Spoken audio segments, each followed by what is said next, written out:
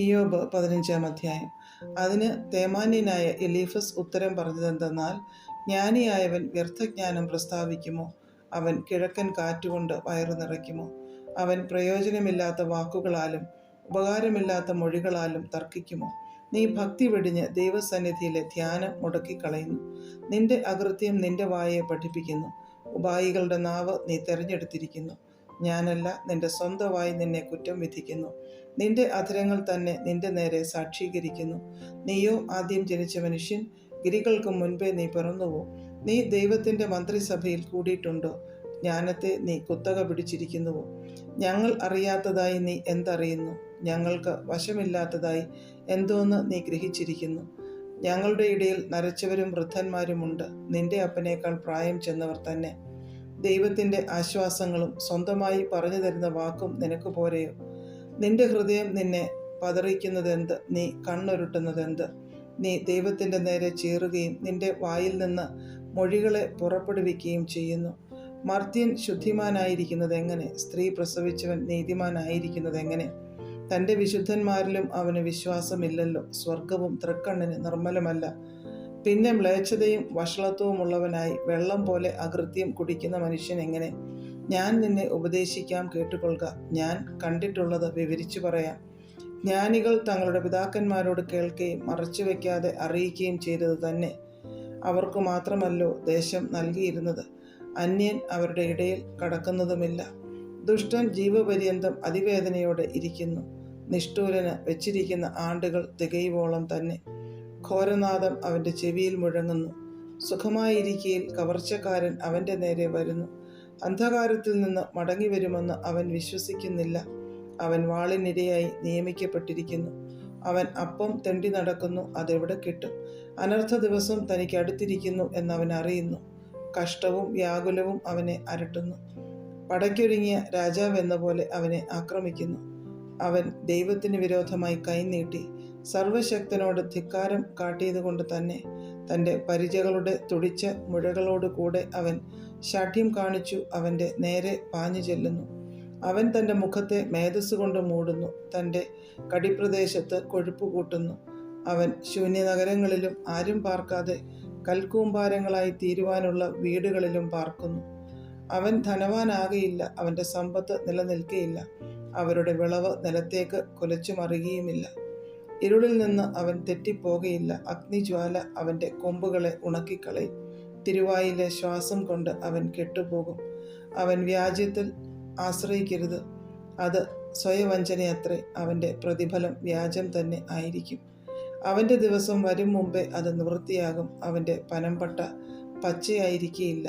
മുന്തിരിവള്ളി പോലെ അവൻ പിഞ്ചുതിർക്കും, ഒലിവ് വൃക്ഷം പോലെ പൂപൊഴിക്കും. വഷളന്മാരുടെ കൂട്ടം വന്ധ്യത പ്രാപിക്കും, കൈക്കൂലിയുടെ കൂടാരങ്ങൾ തീക്കിരയാകും. അവർ കഷ്ടത്തെ ഗർഭം ധരിച്ച് അനർത്ഥത്തെ പ്രസവിക്കുന്നു. അവരുടെ ഉദരം വഞ്ചനയെ ഉരുവാക്കുന്നു. അധ്യായം 16. അതിന് ഇയ്യോബ് ഉത്തരം പറഞ്ഞതെന്തെന്നാൽ, ഞാൻ ഈ വക പലതും കേട്ടിട്ടുണ്ട്. നിങ്ങൾ എല്ലാവരും വ്യസനിപ്പിക്കുന്ന ആശ്വാസകന്മാർ. വ്യർത്ഥവാക്കുകൾക്ക് അവസാനമുണ്ടാകുമോ? അല്ല, പ്രതിവാദിപ്പാൻ നിന്നെ ചൊടിപ്പിക്കുന്നതെന്ത്? നിങ്ങളെപ്പോലെ ഞാനും സംസാരിക്കാം. എനിക്കുള്ള അനുഭവം നിങ്ങൾക്കുണ്ടായിരുന്നുവെങ്കിൽ എനിക്കും നിങ്ങളുടെ നേരെ മൊഴികളെ യോജിപ്പിക്കുകയും നിങ്ങളെക്കുറിച്ച് തല കുലുക്കുകയും ചെയ്യാമായിരുന്നു. ഞാൻ വായുകൊണ്ട് നിങ്ങളെ ധൈര്യപ്പെടുത്തുകയും അധര സാന്ത്വനം കൊണ്ട് നിങ്ങളെ ആശ്വസിപ്പിക്കുകയും ചെയ്യുമായിരുന്നു. ഞാൻ സംസാരിച്ചാലും എൻ്റെ വേദന ശമിക്കുന്നില്ല. ഞാൻ അടങ്ങിയിരുന്നാലും എനിക്ക് എന്ത് ആശ്വാസമുള്ളൂ? ഇപ്പോഴോ അവൻ എന്നെ ക്ഷീണിപ്പിച്ചിരിക്കുന്നു. നീ എൻ്റെ ബന്ധുവർഗത്തെയൊക്കെയും ശൂന്യമാക്കിയിരിക്കുന്നു. നീ എന്നെ പിടിച്ചിരിക്കുന്നു, അതെൻ്റെ നേരെ സാക്ഷ്യമായിരിക്കുന്നു. എൻ്റെ മെലിച്ചൽ എനിക്ക് വിരോധമായി എഴുന്നേറ്റ് എൻ്റെ മുഖത്ത് നോക്കി സാക്ഷ്യം പറയുന്നു. അവൻ കോപത്തിൽ എന്നെ കീറി ഉപദ്രവിക്കുന്നു. അവൻ എൻ്റെ നേരെ പല്ല് കടിക്കുന്നു. ശത്രു എൻ്റെ നേരെ കണ്ണു കൂർപ്പിക്കുന്നു. അവർ എൻ്റെ നേരെ വായ് പിളർക്കുന്നു. നിന്നയോടെ അവർ എൻ്റെ ചികിട്ടത്തടിക്കുന്നു. അവർ എനിക്ക് വിരോധമായി കൂട്ടം കൂടുന്നു. ദൈവം എന്നെ അഭക്തൻ്റെ പക്കൽ ഏൽപ്പിക്കുന്നു. ദുഷ്ടന്മാരുടെ കയ്യിൽ എന്നെ അകപ്പെടുത്തുന്നു. ഞാൻ സ്വൈര്യമായി വസിച്ചിരുന്നു, അവനോ എന്നെ ചതച്ചു കളഞ്ഞു. അവൻ എന്നെ പിടരിക്ക് പിടിച്ച് തകർത്തു കളഞ്ഞു. എന്നെ തനിക്ക് ലാക്കാക്കി നിർത്തിയിരിക്കുന്നു. അവൻ്റെ അസ്ത്രങ്ങൾ എൻ്റെ ചുറ്റും വീഴുന്നു. അവൻ ആദരിക്കാതെ എൻ്റെ അന്തർഭാഗങ്ങളെ പിളർക്കുന്നു, എൻ്റെ പിത്തത്തെ നിലത്ത് ഒഴിച്ചു കളയുന്നു. അവൻ എന്നെ ഇടിച്ചിടിച്ച് തകർക്കുന്നു, മല്ലനെ പോലെ എൻ്റെ നേരെ പായുന്നു. ഞാൻ രട്ട് എൻ്റെ ത്വക്കിന്മേൽ കൂട്ടിത്തുന്നി എൻ്റെ കൊമ്പിനെ പൊടിയിൽ ഇട്ടിരിക്കുന്നു. കരഞ്ഞു കരഞ്ഞ് എൻ്റെ മുഖം ചുവന്നിരിക്കുന്നു, എൻ്റെ കണ്ണിന്മേൽ അന്ധതമസ് കിടക്കുന്നു.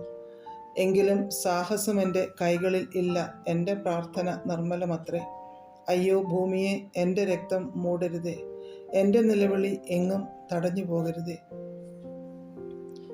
ഇപ്പോഴും എൻ്റെ സാക്ഷി സ്വർഗത്തിലും എൻ്റെ ജാമ്യക്കാരൻ ഉയരത്തിലും ഇരിക്കുന്നു.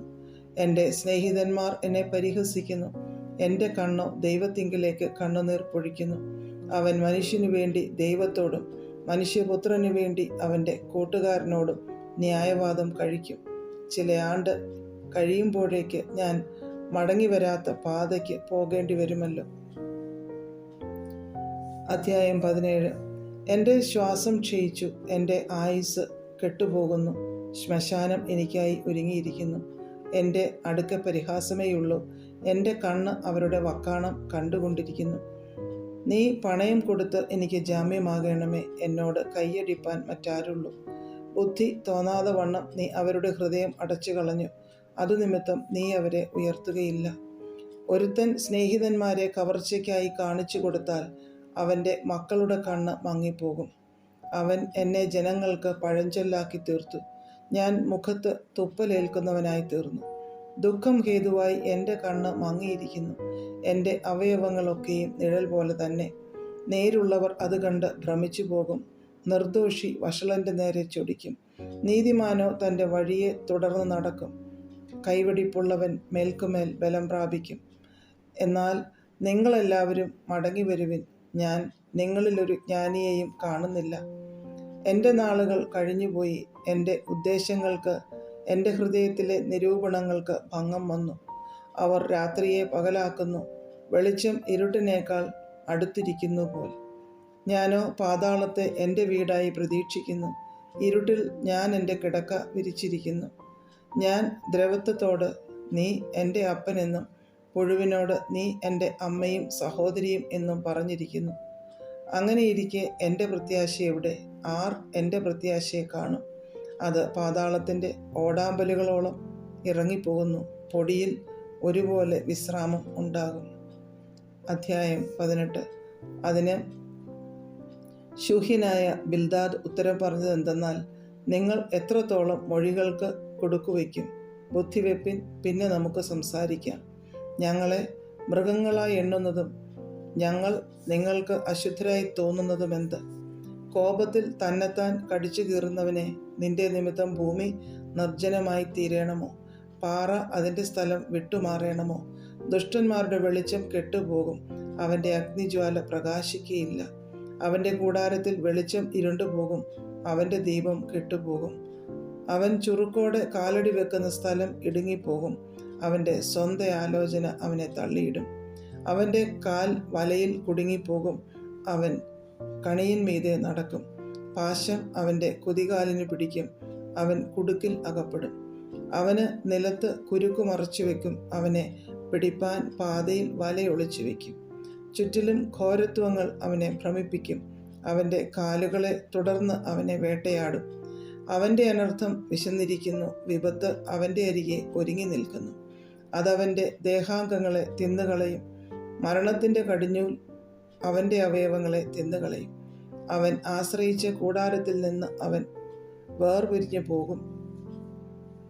ഘോരരാജാവിൻ്റെ അടുക്കിലേക്ക് അവനെ കൊണ്ടുപോകും. അവന് ഒന്നുമാകാത്തവർ അവൻ്റെ കൂടാരത്തിൽ വസിക്കും, അവൻ്റെ നിവാസത്തിന്മേൽ ഗന്ധകം പെയ്യും. കീഴെ അവൻ്റെ വേർ ഉണങ്ങിപ്പോകും, മേലെ അവൻ്റെ കൊമ്പ് വാടിപ്പോകും. അവൻ്റെ ഓർമ്മ ഭൂമിയിൽ നിന്ന് നശിച്ചു പോകും, തെരുവീഥിയിൽ അവൻ്റെ പേർ ഇല്ലാതാകും. അവനെ വെളിച്ചത്തു നിന്ന് ഇരുട്ടിലേക്ക് തള്ളിയിടും, ഭൂതലത്തിൽ നിന്ന് അവനെ ഓടിച്ചു കളയും. സ്വജനത്തിൽ അവന് പുത്രനോ പൗത്രനോ ഇല്ലാതിരിക്കും, അവൻ്റെ പാർപ്പിടം അന്യനു പോകും. പശ്ചിമവാസികൾ അവൻ്റെ ദിവസം കണ്ട് വിസ്മയിക്കും, പൂർവ്വ ദിഗ്വാസികൾക്ക് നടുക്കം പിടിക്കും. നീതികെട്ടവൻ്റെ വാസസ്ഥലം ഇങ്ങനെയാകുന്നു, ദൈവത്തെ അറിയാത്തവൻ്റെ ഇടം ഇവണ്ണം തന്നെ.